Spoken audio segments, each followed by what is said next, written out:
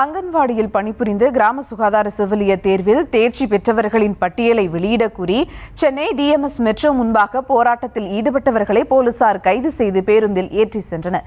மேலும் விவரங்களோடு இணைகிறார் செய்தியாளர் ரேவதி. வணக்கம் ரேவதி, விவரங்கள். வணக்கம்.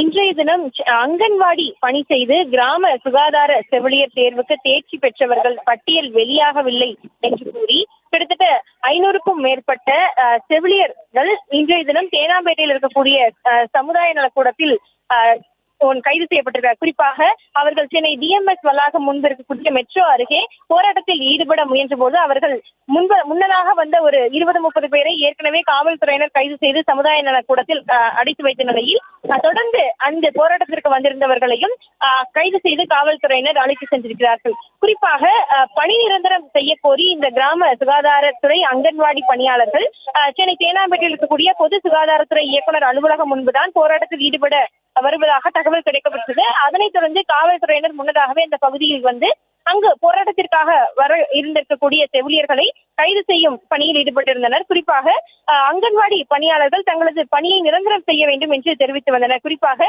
கடந்த 2021ஆம் ஆண்டு அரசு மையங்களில் படித்தவர்களுக்கும் எம்ஆர்பி மூலம் பதிவு செய்தவர்களையும் பணி நியமன ஆணைகள் வழங்கப்படும் என அரசாணை வெளியிடப்பட்டது.